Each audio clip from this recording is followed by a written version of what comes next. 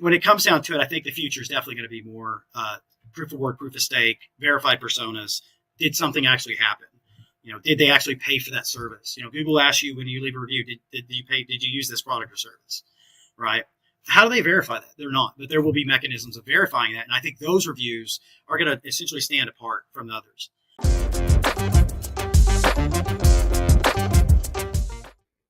Hello and welcome to Marketing Speak. I'm your host, Stephan Spencer. It is my pleasure to have Mike Stewart with us. Mike founded Rise Local with his business partner, John O'Grady, back in 2015.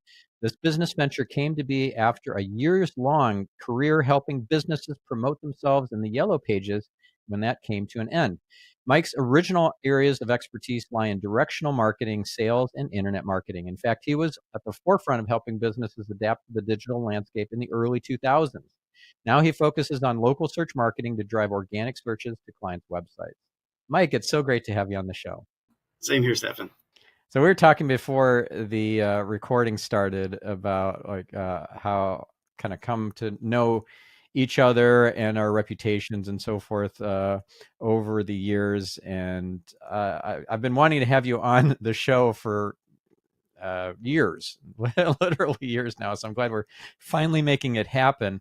What would be something that you'd want to be known for as a kind of a difference maker and a kind of differentiator rather than just a local search guy coming on to a marketing podcast?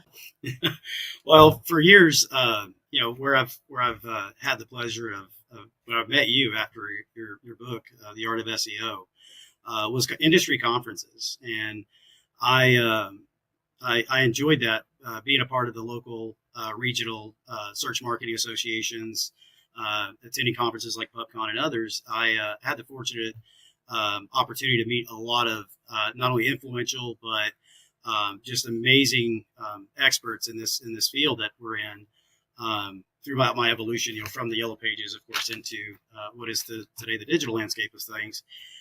Guys like Dwayne Forrester, Brett Tapke, and just a culmination of so amazing people that have impacted me, not just in the aspects of local search, which I tend to kind of get hyper focused on, what I would consider to be typecast as a local search guy, but just getting more well-rounded as a digital marketer, and not to be that typecast one-trick pony. I think that's one of the things, I guess, what I would be considered to be, I wouldn't say an expert, but considered to be knowledgeable on, is the evolution of not just directional media, but just marketing in general. I've been doing this since I was 19, and next week I turned 42. And at the age of 19, there's not a lot of digital marketers that get a lot of respect. I had to earn it. And, I didn't have the gray hair. When I went and met a business owner, they looked at me cross-eyed. What's this kid doing here? And it takes a while to get to a point where you have the business acumen, the industry knowledge, the subject matter expertise, or just the ability to get things done and get people around you that are motivated to solving the customer's issues. And I've gotten to the point now where I feel like old leather, and maybe you're the same, but yeah, that old leather feeling, it gives you a sense of confidence that you can weather the storm. And, the digital foresight of the death of the Yellow Pages, being the only guy at Verizon Yellow Pages that had a website and a blog and was into SEO, to recognizing that I've got a staff of 20 some odd people that their jobs are going to change. And I've had to work real hard in the last few months and last couple of years, of course, but last few months to really get them adopted to those changes. Yeah. And now we're going through a big evolution at this very moment about AI, and so many people's jobs are going to change. I was just playing with Claude, and it's at the time of this recording here in July, the Claude 2 beta is just phenomenal, and you can upload a huge document, even a book, to it.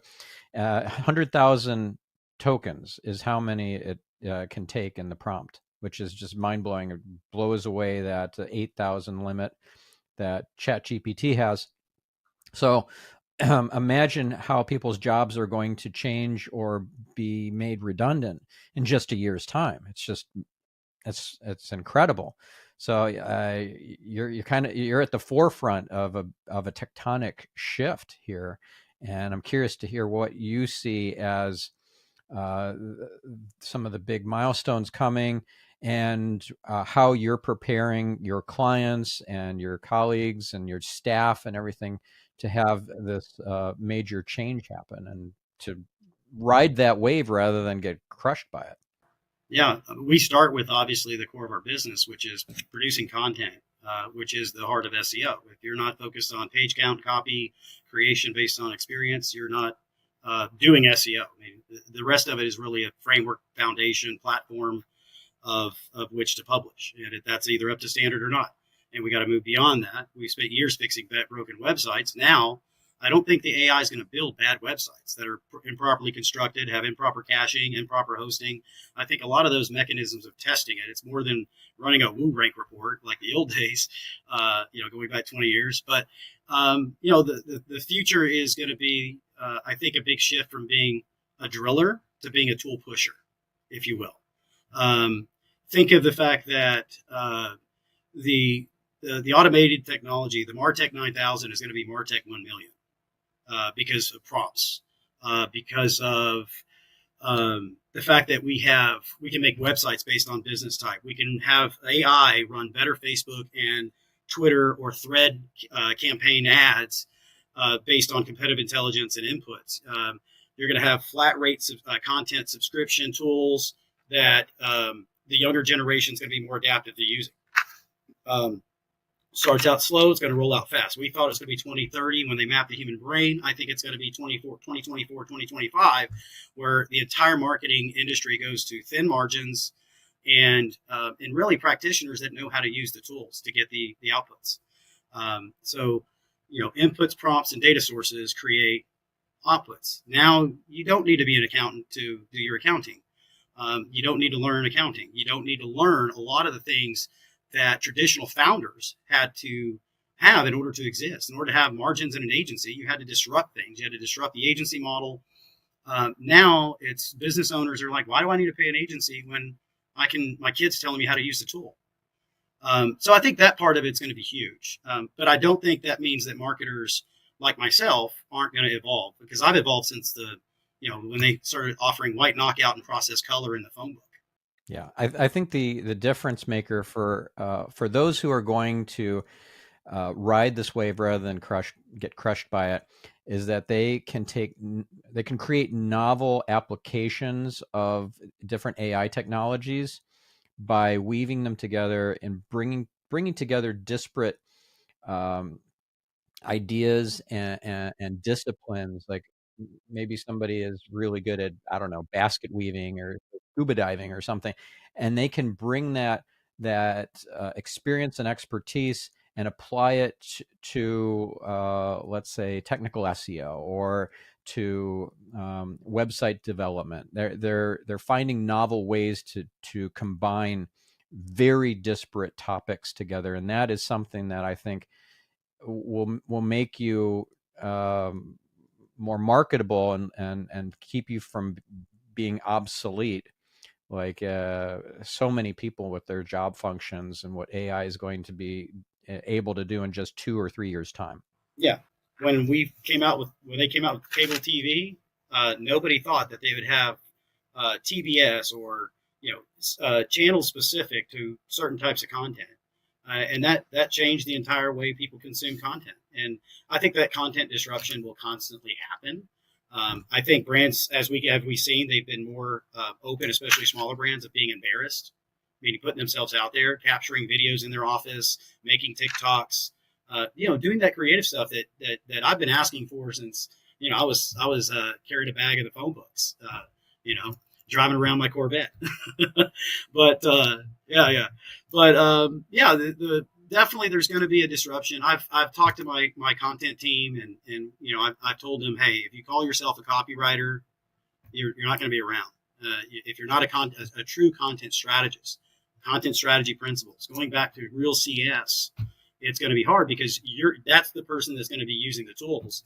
that the AI is going to write. I mean, I think we were talking, Kevin and I were talking, Kevin Adams, one of our paid search guys, we were talking the other day um, about the fact that you could put in 2 sentences and get an entire episode of content for whatever to produce. You can get 16 bars of lyrics, just, and it's so simple. The AI does that, but at the same time, we also have to recognize that it's giving everybody the same information without the inputs.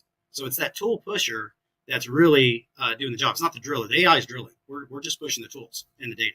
Yeah, a great use case for ChatGPT or any kind of generative AI tool, whether it's Claude or Bard or whatever, is to feed it some examples of, let's say, an email newsletter that you send out every week and have it produce the next one. And it's just mind-blowing. I gave it 3 examples of previous Thursday 3 newsletters. So that's my newsletter. It's called My Thursday 3. And it's something that intrigues me, that inspires me, and that challenges me. And I just gave it a topic. I gave it AI. I gave it 3 examples. This was ChatGPT that outputted the example newsletter. And I think I'm just going to use it, like copy and paste. It's that good. And then with a little disclaimer at the end, like this was entirely written by ChatGPT without even editing. So Yeah, it's real interesting to see articles come out from major publishers that instead of saying made by the Associated Press, they say made by AI.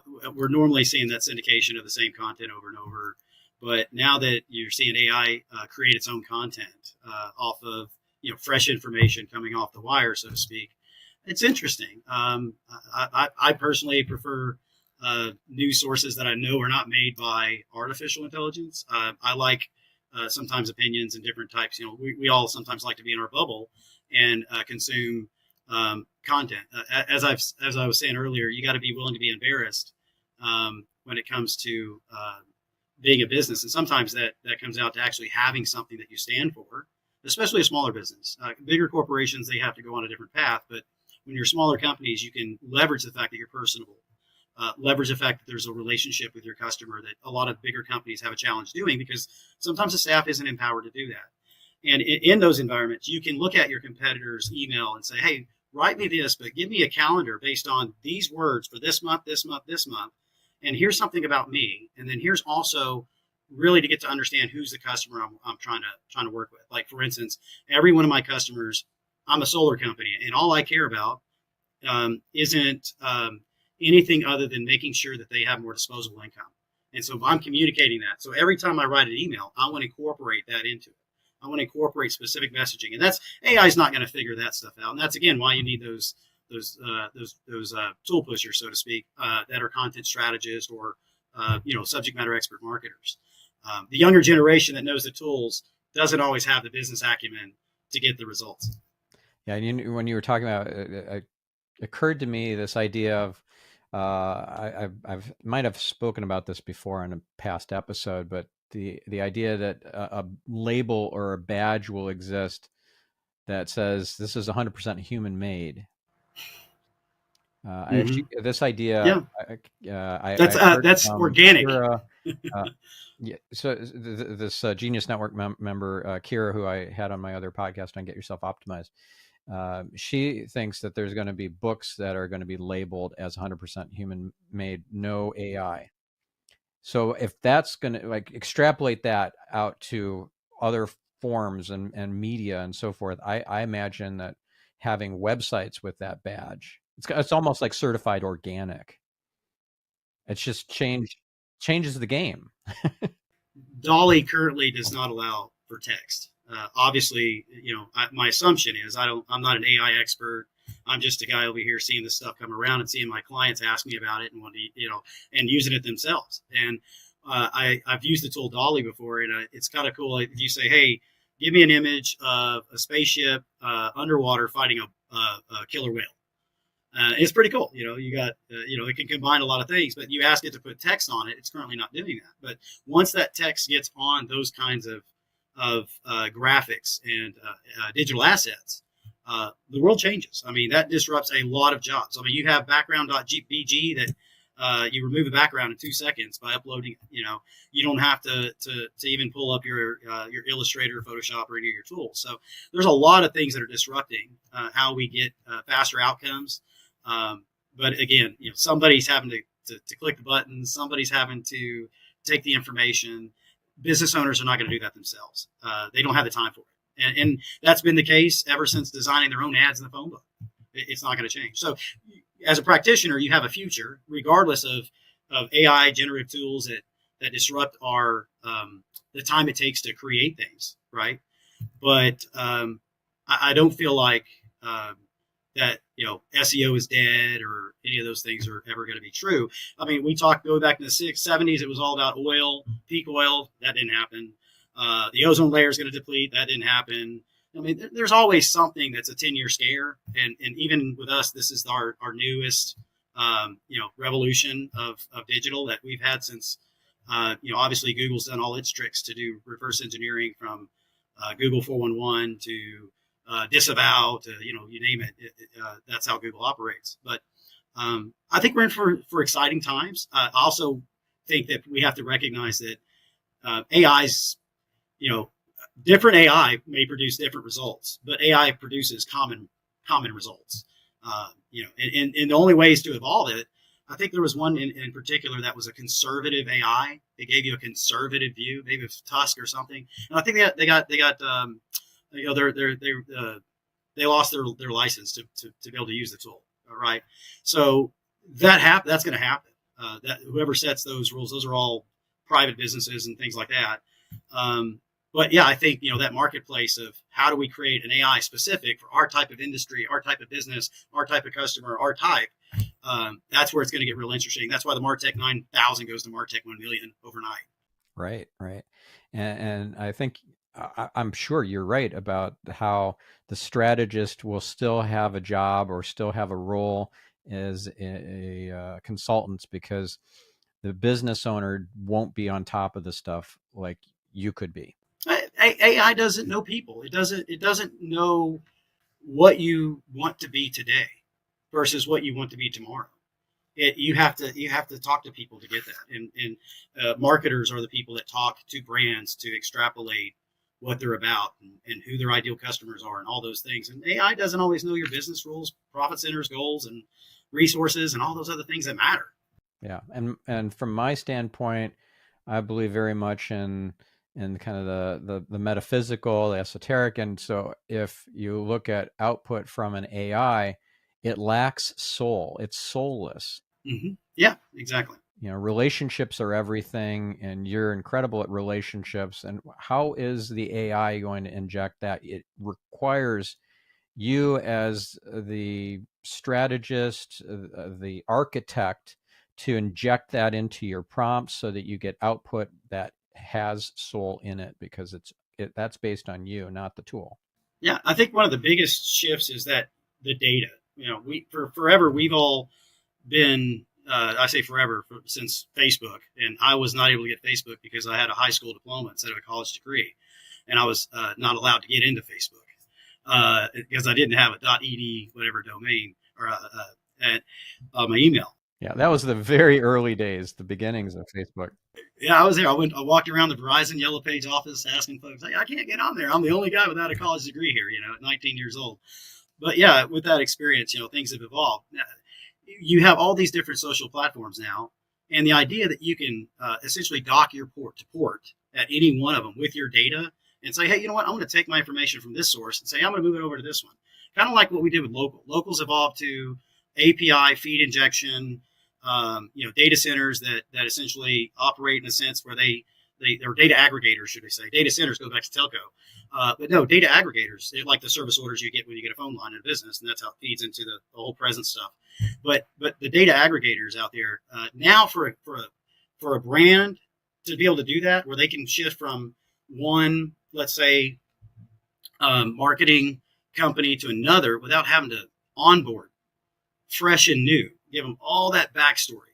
Let me tell you about my competitors. Let me tell you about my industry space. Let me tell you about all these things that impact my business and how I've come to where I'm at today, the backstory, how we got here, how we're that whole process that you go through every time you change providers, and in some industries they change it like underwear. You know, they feel like every time I change a provider, I may get a level up. This guy's going to add a little bit here. This person's going to add a little bit there, and my digital presence will improve as I go from one tactical provider to another across these channels. Whatever they do. Whereas, you know, I have some companies that do the full stack, everything from the hosting to the TV commercials. You know, that's a pretty wide range. But that idea that you have to start that conversation over again versus having a queued box of that information, kind of like search consoles here, rank data is here, publishing data is here, user engagement's here, my remarketing, retargeting email stuff is here. You know, and you could just flip it around and see it all, and you as a business own that, as opposed to having an agency create a data studio report or something else. You know, that concept, I think, is one of the other disruptions, is that, you know, our data, decentralized networks, automations, and you owning it is much more advantageous to us to be able to get the cost of marketing down, and to make it to where you have to, I think, be more competitive or creative to win people's attention. I agree. And it's, you know, the Wayne Gretzky quote, you got to skate to where the puck is going to be and not where the puck is at. This is changing all of it so fast.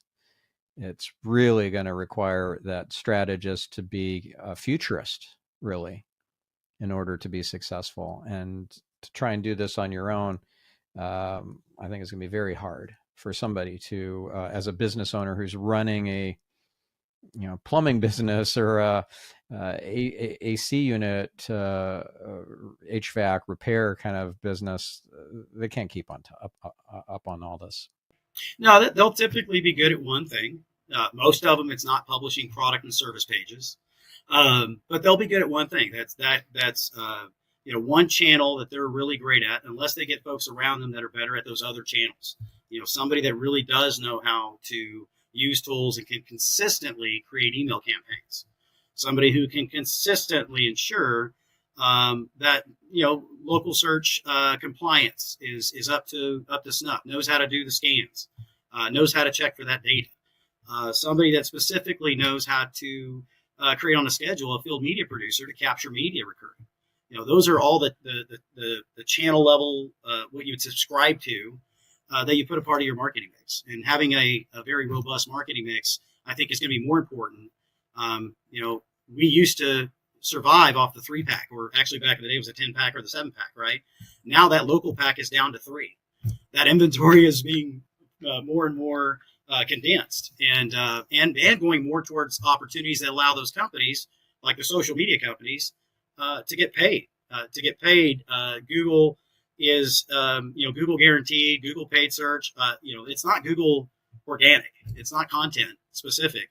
A lot of the inventory on Google search results is all paid mechanisms. So I think that's a big consideration, is that how is that stuff monetized? And if Google's taking that information from your website and put it in front of people, and it's not sending that traffic to your website, that's also disingenuous. I think people like me are going to be at the point where we're like, hey, I have my own Facebook. Don't go to Facebook, go to me. You know, the .me was, of course, one of the first concepts. Mastodon, all those different, you know, decentralized networks where you take your information and move. Like I said, you pull your ship up the port, and you're able to take your ball and go home.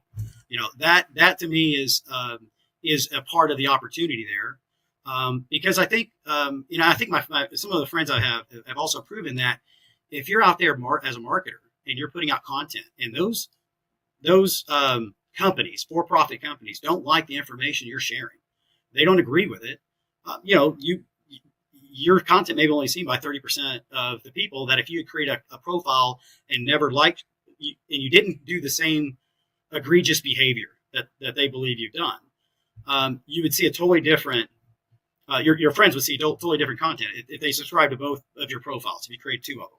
And we've proven that. And so it's like, when you're in that kind of system that you feel like it's not always fair, to me, that's one of the best ways of creating fragmentation, is systems that have become complicit for other purposes.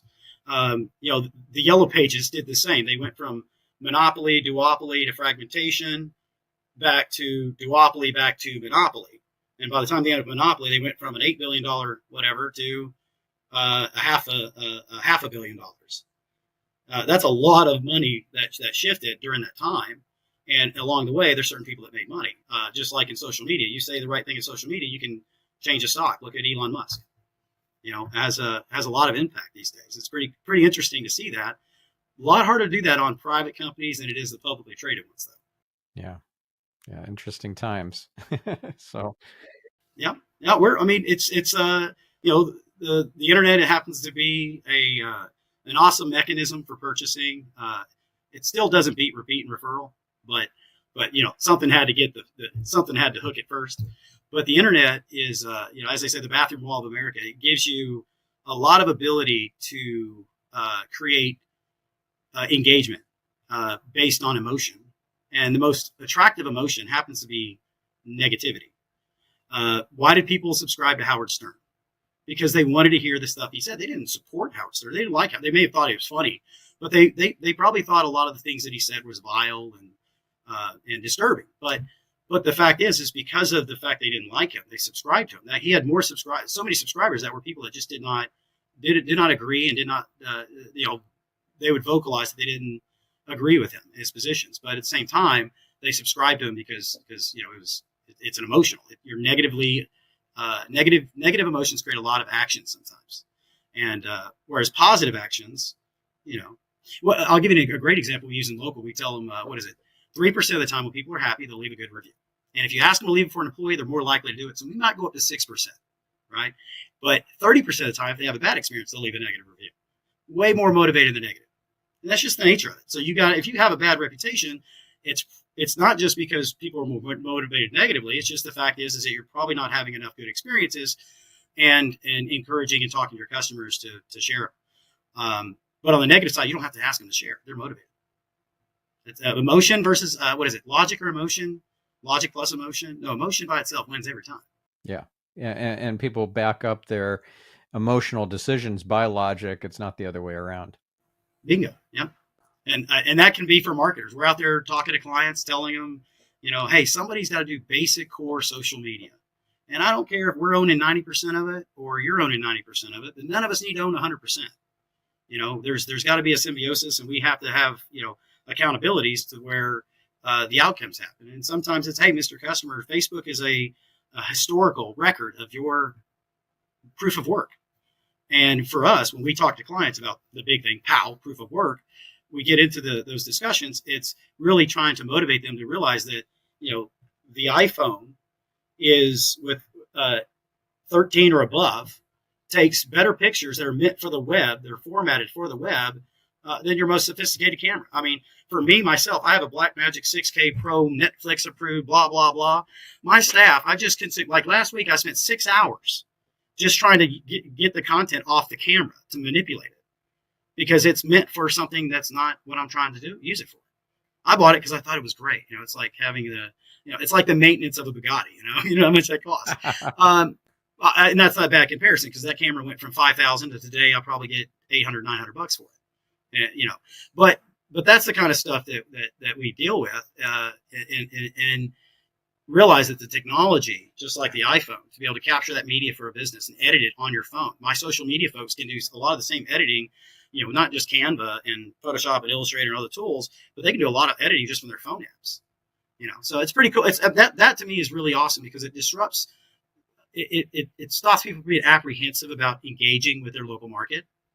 It stops them from thinking that trying to create offers and promotions and those things are beyond them. I can probably have AI Genie or UI Genie, whatever it is. They create a UI plan. I can have AI create a social plan. I can have AI create all of these things to where now marketers have no excuse about having that holistic channel engagement. And that's also part of our business. Now, if you're out there trying to sell your social media consultancy agency for $3,500 a month, get real. For some brands, that might make sense. That a corporate brand with a multi-regional footprint, whole different conversation than Jim's Plumbing. But there's no reason for Jim's Plumbing not to share his effort, work, results, message,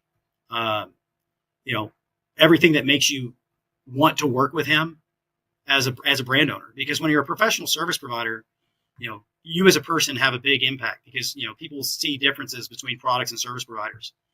And honestly, I'll tell you, I think a lot of the traditional businesses, like a lot of digital marketers, tend to focus on, not your fixed location, multi-location businesses, but they focus on, your professional service providers, your service area businesses, your professional service home service folks, and because they're the ones that the franchises haven't kicked out of business. COVID didn't put them out of business.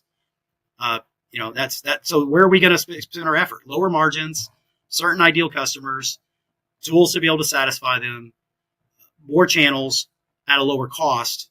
If you're selling $250 to $1,000 a month social media, you'll be better off than only selling a $3,500 consultancy.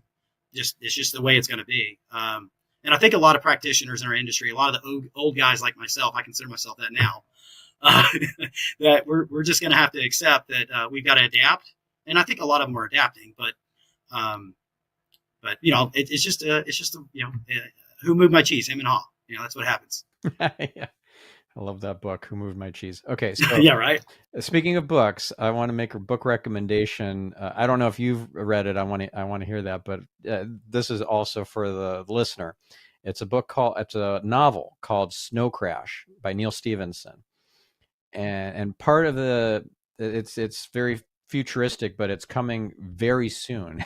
this idea of disruption of all the local businesses, the takeover by certain franchises, and kind of almost like a mafia like power play by these certain franchises and so forth. It's fascinating, and I think you'd really enjoy it, listener. And I think if you haven't read the book or listened to the audiobook, Mike, I would highly recommend it. Definitely. I wrote that one down. I will check that out. Yeah. So what do you think the solution is for our listener if they have negative reviews on whether it's Yelp or Google or Facebook or wherever? And you mentioned that 30% of people with a bad experience, customers with a bad experience, will be motivated and write a negative review, but only 3% if they had a positive experience. How do you advise a client to fix this situation if they have an overabundance of negative reviews? Yesterday, I was out seeing a client that is in the solar business. And if you want to look at questionable reviews, get into the solar industry. I'd say it's like garage doors back in the 80s and 90s of directional media, yellow pages. There's a lot of questionable providers in that industry as well. But yeah, the third party reviews. One of the things I've seen specifically is you look at the search results, you're starting to see a lot of websites that have review schema. So leveraging that aspect of it, both on third parties as well as your own website, that's one tactic that I strongly recommend you consider. Is how do I leverage review schema so that I can influence that reputation on search result pages? And then as far as your own, issues with your own, various different platforms, let's say Yelp or Google, there's companies that provide services to look at reviews based on technicalities, what's in the review content, who was posted. There's even a Chrome plugin. I can't recall if it's still working or not, but there was a Chrome plugin specific to looking at the review content and actually submitting, essentially tattletelling on those companies that have reviews that are questionable based on this person's published a review on another page and another page, and so they see that essentially that link wheel, that network of those reviewers. But I think the systems are getting more sophisticated now, to where fake reviews is going to be more prevalent. I think as a brand owner, you have to fight it through encouraging, obviously, ambassadors and customers and employees. And when I say employees, I mean employees' friends and family that may have used the service. Those kinds of things, like those have to be specific efforts to be able to get around it. But I also think the future is going to be more blockchain-based review content, which is proof of work and proof of stake. If that's not coming around, we're going to have problems because we already have verified personas. We already have social profiles that could tie to reviews with avatars. We already have ways of kind of making reviews look less questionable, and they are questionable. I mean, it's really easy to tell. oftentimes when reviews are being manipulated by certain industries, because the volume of reviews one company has versus others, and as well as the ratings are very, very much different, and it's not industry norm. And if you're doing something to manipulate it, just like Yelp says, oh, read our reviews over here. They never allow you to. They never say leave a review, right? That's against their terms and conditions. Those kinds of rules within their platform, and then they of course suppress your reviews. And you say, well, why are they suppressing it? Well, Yelp suppresses reviews because how long the reviews have been there by the reviewer. They're looking at all these things to determine that, right? We're all dealing with the same challenges, because negative reputation from a competitor in smaller business is very common. How many people are going to, is Chili's going to leave a negative review for Applebee's? I don't think so. And there's too much risk there. But in the smaller businesses, like a lot of that incestuous, a lot of this weird, negative, these egregious tactics are very common. And when I started my company and left corporate back in 2010, my first company was a link building company, and that's primarily what we did. We built links up until 2014. And of course, why did I stop in 2014? Go figure, right? Everybody had to stop. Yeah, exactly. Well, you Farmer, Penguin, we went through it all. EMD, that wiped us out in 2013, So we've gone through all those updates. Now you got helpful core content, you got spam updates, you got plenty of updates happening as well. But yeah, I mean, when it comes down to it, I think the future is definitely going to be more proof of work, proof of stake, verified personas. Did something actually happen? Did they actually pay for that service? Google asks you when you leave a review, did you pay? Did you use this product or service? Right? How do they verify that? They're not, but there will be mechanisms of verifying that. And I think those reviews are going to essentially stand apart from the others. Yeah, like on Amazon, where it's a verified purchaser of the book who left the review. Yeah, that just needs to happen in the service industries in the same way. And I think things will be more positive for cleaning it up, because one of the first moves Google did was it rel author. And then it was the Google reviewer. All the third-party reviews were removed. You only had to have a Google profile, and then of course all the old reviews that didn't have a profile said a Google user forever. And of course, at one point they got all scrubbed. So businesses lost all those reviews, and those are the kind of changes that happen. What Google giveth, they take it away. Disavow. You go down the list. It's just the nature of it. A lot of the reasons why they roll things out, in my opinion, is just for reverse engineering. They're the best at it. Yeah. Now, you mentioned proof of work and proof of stake. That makes me think that you're into crypto. Are you? No, actually, no. I've had folks work with me that are into. Some of my industry friends are into automation, crypto technology, crypto companies, doing marketing for them, and there's still a role in that. Guys like Steve Floyd and others that are still in those spaces that I know here in DFW. No, I've never really been into crypto. It's just to me, it would be like if I were put back into investing in stocks, like when I was in the Yellow Pages. It requires a lot of focus and attention away from your stakeholders, and into the numbers as opposed to into the people.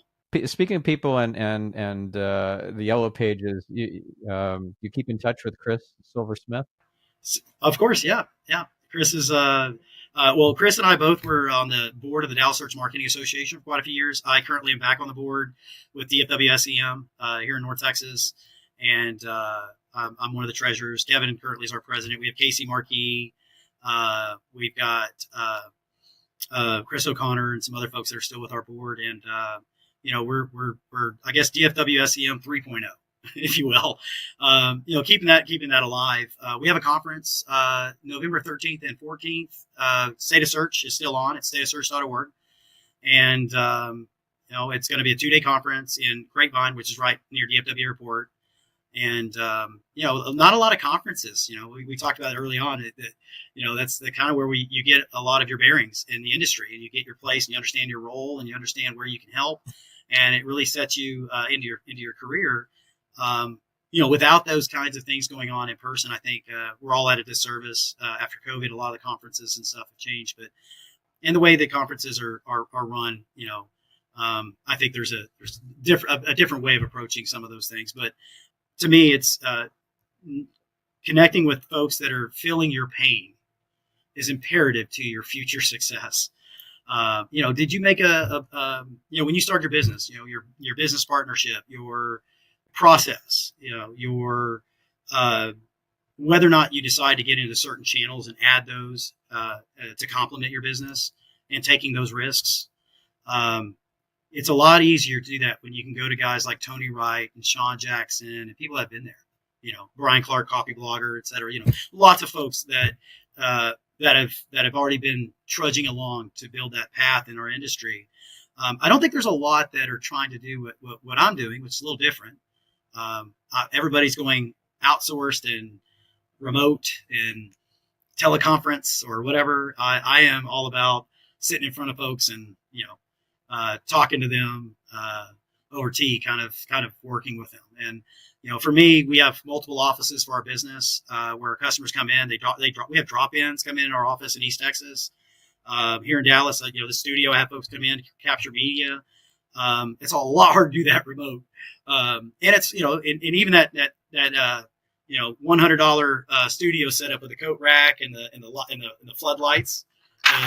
Business owners aren't going to take the time to make those kinds of things and do those kinds of things. So it's a lot easier just to roll a crew out with some lighting and some cameras and capture it at those moments. And to me, those services are still going to be quite common if you're good at providing those kinds of local services to folks. Understanding your service catalog, not always a product company. Is SEO product or service? Is it window replacement or replacement window, right? Those are things we're going to have to start thinking about in order to survive. Yeah. Well, what are some other processes that you've figured out over the years? You've been in business with this agency, 13 years or something like that? Yeah. 13 years at it. It's a lot easier to take credit for your work than defend it. So if you're on your heels, if you're having to tap dance because you haven't explained to the customer, they're not aware of the issues. I think that's one of the biggest challenges for a lot of my competitors. And it's a lot easier for me to take their business because I'm open, I'm honest. I have no reason to give them any incorrect. I had one customer, no kidding. They were getting the same report every month, and all they did was change the date and the title at the top. And this guy's spending $20,000 a month. That's crazy. Happens all the time. There's so many that are looking out for their own compensation as opposed to building a business with a value. Yeah, that's like the opposite of the principle of preeminence from J. Abraham, where if your client is better served by being sent to your competitor, you should do that. This sounds like the exact opposite that's happening out there in the wild. Yeah, and they'll use a lot of means of retaining the customer. Obviously, going from domain control to URLs that they purchased that the client paid for, but yet they can't ever get them back. Placing things off the brand domains, building other plantations, so to speak, for that customer. Those aren't good. There's just a lot of tactics, including removing access from their social profiles that are created. Anything that's not client side in the future will be dead. I mean, if you think a non-client side business is going to survive in the future of digital marketing services, you're off. But at that same point, I think the willingness of a business owner to allow access to their Google business profile, their GBP, allow access to their Facebook, allow privileges for a WordPress or another CMS-based website. All those things I think are going to get more commonplace. And permissions and controlling permissions with authentication and all that. So that stuff's helpful because sometimes the hardest battle is just getting access to the resources. When I have to talk to a client and they got a domain registered and they didn't register the domain, some third-party agency did, and they don't know how to get to it. Like that right there is one of the biggest concerning things. That tells me that they're just, they're not up to the minimum standard. The minimum standard is your ownership of your property, right? So those are the kind of things I think that are going to change. But we all are motivated to provide value when it comes. I'm motivated every day. I tell my staff, hey, when you publish a page for a customer, send them an email and then give them justification, right? If it's not something that's pre-planned and scheduled, if it's more of a subscription, like it's post content or page level development, building that IA, that information architecture of the website. When I talk to my staff, I'm like, hey, send them an email, tell them what you did. We don't lose customers. Our retention rate is 95%. I have one client that's been with me since 2010 that does an AC service. They've been around since 1975, but since 2010 they've worked with me. I think that's pretty cool. That is cool. And those are the kind of relationships. Yeah, I mean, I've got one is a Spanish immersion school. They've been with me for 10 years, and that's the ideal agency life. Is you're not changing. As my sales team, we say it. We would prefer customers see us not as a necessary evil, but embrace us as an advocate for their business, as those kinds of things. Like As a that's really profit what you center, want. right? Not a cost center, but a Yeah, profit exactly. center. Yeah. Yeah. And then we also want to evolve, help them evolve. I mean, we start in our business with the essential needs, which is usually website, local, and hosting, and all those things. And we progress to channels, which is adding social and content and field media. And that's usually just base level core solutions. And then we progress into more advanced things that get all the way into doing TV commercials for the local ISD. You know, I think it takes a lot of staff to do that, which requires a lot of payroll. I mean, if you're not okay with $20,000 to $40,000 biweekly payroll creep, whatever you want to call it, this is meant for the audacious and the courageous and those willing to put their neck out there, not those that are timid. Right? Entrepreneurialism is not for everybody. If you're not willing to not count hours, if you're not willing to miss vacations, if you're not willing to be unhappy, you probably want to go get a job somewhere. Maybe the government first. Yeah. Gino Wickman wrote the book, The Entrepreneurial Leap, which is all about how most people are not wired to be an entrepreneur, like only a single digit percentage, I think it is. He was a guest he also, by the way, is the author of Traction, of Rocket Fuel, and the creator of Entrepreneurial Operating System, EOS. Yep, the EOS. Yeah, vision. I tend to think of myself more as a visionary as opposed to an integrator. And I operate at the visionary level. But I'm not a bad integrator. It's more of what I'm built for. And Traction is the EOS process. Getting into documenting those goals essentially is like a vision board for your company. Definitely helpful. I think that's all Goldman Sachs stuff, right? I don't know about Goldman Sachs, but I think it was the folks that they were involved in Goldman Sachs of some sort that kind of put that out there as a way of fixing businesses. I may be wrong, but I'm going back to like the whole concept, kind of like spin selling or those kinds of where does it come from? It comes from some institutional thinking, of course. Yeah. So EOS is great, and do you implement that completely, or are you just familiar with it? Well, it requires quite a bit of work, especially if you have a partnership. It requires quite a bit of work to get down to. It's a lot easier if it's just you and you're just documenting out your stuff. But when you're having to come up with a process and a vision that both of you agree to, that really is definitely a challenge for a lot of folks. For me, we pivoted. I went from 4 or 5 employees to 20 something almost overnight. That was not a part of a Traction plan. I can tell you that. It just happened after COVID. We had a lot of clients asking for website changes, things like that. And we realized that being efficient, being able to knock out changes really quick is a great way of earning favor. And so we had to support that in our business. Whereas, traditionally, if you want to make changes to your website, it wasn't a real time event. Yeah, and you charge on a retainer basis, I'm guessing.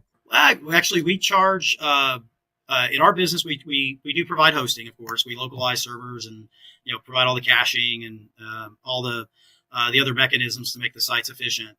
But then we traditionally get them into local presence management concerns, issues solved. And then, of course, we get websites that, I typically would like to turn a website for a guy that doesn't have one around within a couple of weeks. You can imagine in AI, it'll be a couple of days or less, just waiting on inputs, waiting on some photos to replace stock.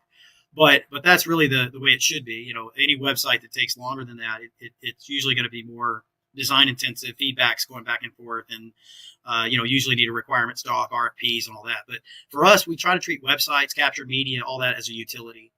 In that essence. So by being more of the marketing operations versus the agency mindset, I think it allows us to disrupt a lot of the way agencies are trying to extrapolate margin that, if you're willing to accept a lower margin and scale your customers and you're willing to lose them, That I think that's also a big point. Some people take it to heart when customers decide to change. My attitude is I just want customers that celebrate working with me. And the ones that celebrate working with me, that like working with me, that can get along with me, that listen to me, and that appreciate me, the more I go hard in the paint to make sure that they are, kicking ass and taking names in their competitive landscapes. Mm-hmm. That's awesome. You get motivated when it's hard for a spouse to compete with the customers of a digital marketer for uh, not for ego, but for validation, right?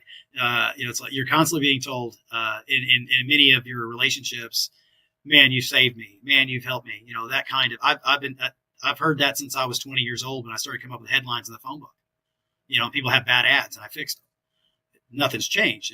It's hard to get away from that too. I mean, I couldn't imagine doing something else for a living that I could get the same accolades, the same appreciation, the same respect, the same friendship. It's an amazing industry to help brands capture more customers, leads, and grow their business. And now you just got to find the ones that you want to work with, the ones you can get along with, have respectful boundaries and communications. And so I look forward to that part. And for me, I guess the future is obviously watch the payroll numbers, watch the staff number, look at the revenue per head, right? And those kinds of things they tell you about. Is it 100,000? Is it whatever? Like those are things I actually start paying attention to when you start hiring a lot of people. But for the most part, it's really making sure that you can get to a point where, for me, like I measure my value based on how many calls I have on Wednesday. Wednesday is the day where we usually field any issues with clients. I try to funnel them all down into Wednesday, usually from 10 o'clock till 2 o'clock. And that way I can spend the rest of the week on more positive things as opposed to issues, whatever they may be. And issues can be channel specific things like what we call stucks, where a client's stuck for some reason. But yeah, I try to funnel those, especially customers where we're clients, where we're having conversations around results and expectations. I try to funnel all those into Wednesday. So I measure my capacity based on how busy I am on Wednesday. And when I say capacity, I mean my capacity for focusing on the other things. Because if you're as a brand owner in this space are being kind of weighed down by more customer specific issues as opposed to the business, that can also become a challenge for sure. Mm-hmm. Yeah. So you mentioned so many cool things. I wish we could double click on these for a while, like a vision board, spin selling, requirements doc, just processes and everything. It's just you're a wealth of knowledge and experience, and I know we got to wrap up here in just a couple minutes, but did you have anything that you wanted to share as a piece of wisdom, some sort of learning lesson, a mistake you made that So I was 19 doing listings in the phone book. Hey, do you need an alternate heading or alternate listing? Hey, you want to bold that up? You want to put a super bold name in red, right? And that was 19 years old. So I have a 21, almost 22-year-old son who handles our local listings. And the other day he came to me and said, Dad, the reason why – he starts with Dad, right? That's kind of funny when your kid works for you too. But he told me the reason why this one client's listing wasn't live. And he said, you got to wait 2 months. And I was like, okay, that's right. You got to wait 2 months because Google, no matter what you do on that listing that says suspended or not eligible, that's it. When it says not eligible, the Google AI locks that for 2 months. If you try to recreate that listing, it gets knocked down for 2 months. 2 months later, you change it to a SAB, a service area, it goes up. The business owner is never going to be told by Google that that's the reason that they don't. They're out here in the dark thinking the agency's screwing up, or you're not doing your job. Why isn't my listing live? Well, it's because it was set up originally the wrong way and it's locked for 2 months. My point is, it's pretty cool that my 21-year-old kid figured that out before I did. And I'm a proclaimed expert. He comes to me for local guide edits and everything else, and because I have all the local guide authority, so to speak, with user edits. But it's just really cool that the younger generation, they figure out the rules, and they figure out the systems, and they figure it out, and it's pretty cool that we all can adapt, and it's also pretty cool that the apple doesn't always fall far from the tree. Yeah, and that also underlines the concept I love, and there's an entire book about called Who Not How. You don't have to figure out all the how by yourself. You just need to get the right who has the how with them. They come with the how. And that book is phenomenal. It's written by Dan Sullivan and Dr. Ben Hardy. And just, yeah, that's a great lesson right there. Yep, for sure. And also, was there some sort of mistake that you want to share that really was a powerful learning lesson for you in those 13 years of running this agency? One of the biggest things we have to be willing to accept is our failure sometimes. And as an entrepreneur, you're going to fail at certain things. When I started doing media, going out there and captured, I started giving it away. When I first started doing copy for clients, I started giving it away. And I think those are the kinds of things that you have to do as a business in order to create opportunities for yourself. And you'll find out what works. You'll figure out what mechanisms, what levers you pull that actually get the results. And if you're not willing to test things, if you're not willing to, I still use rank data. I still track rank data for clients, and a lot of people talk about that. Search Console gives you plenty of data on rankings, et cetera, et cetera. But at the same time, I still like running my own, third-party rank data versus just relying on what Search Console, Google, and other folks' analytics data tells you. I try to stay connected with my customers. I try to communicate with my customers try to set expectations that are usually like a 2-week deliverable. And so, you create those kinds of boundaries because you don't want false starts. You don't want bad onboarding. You don't want,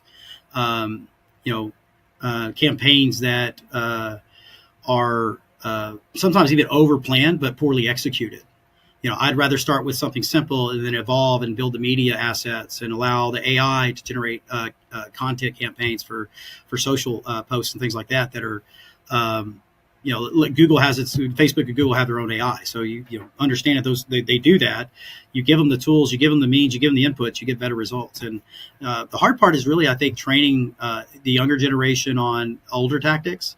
But I also think that the younger generation comes out with like a lot of great creative ideas, specifically because they really get into the creativity of the content. Whereas a lot of things that you see today, nobody would have ever considered publishing in the past. They never would have said, brands wouldn't have done that. Those are kind of things that are adaptive to younger generation, I think, and they're more risky with being embarrassed. Like I said earlier, you got to be willing to be embarrassed as a brand, and it's a lot easier to do that with younger gen than it is sometimes the older folks. The older folks are like, we're always worried about what people think, whereas the younger folks are willing to put themselves out there.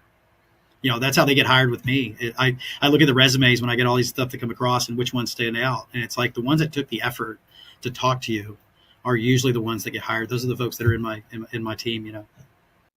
Yeah, awesome. Well, this was all really inspiring and informative. Thank you so much for sharing all these great experiences and learning lessons and your insights and ways of thinking about things. If our listener or viewer wants to work with your agency, Rise Local, if they want to just learn from you, where do we send them? Tell them to call me, 214-998-2406. They can go to our website, but just call me and we'll talk. I spend a lot of time interacting, connecting with clients. We have a great tool. I also should share this called Roam from the folks at Yext. When I say folks at Yext, I mean Howard Lerman and his team built it. It's a fantastic distributed workforce tool that we actually have offices for all of our staff in there, and I'm able to walk into somebody's office. I can look at their bookshelf. I have a 2,500 auditorium, and it's an awesome tool for collaboration outside of the traditional Google Hangouts and chat and all those other mechanisms that Google has. It's called ro.am, and it's super inexpensive, and it's an awesome platform if you have an agency and you have folks all over and you want to still be able to have your own corporate office in a digital place. So you ought to check that out. I wanted to mention that because that's a really great tool that we've been utilizing that's allowed our team to collaborate meet and share their screens and really feel like they're working next to each other, even if they're not. That's cool. I'll include that in the show notes, of course, and all the other resources we talked about in the episode. So thank you so much, Mike. Thank you, listener. Have a great week, everyone, and we'll catch you on the next episode. I am your host, Stephan Spencer, signing off.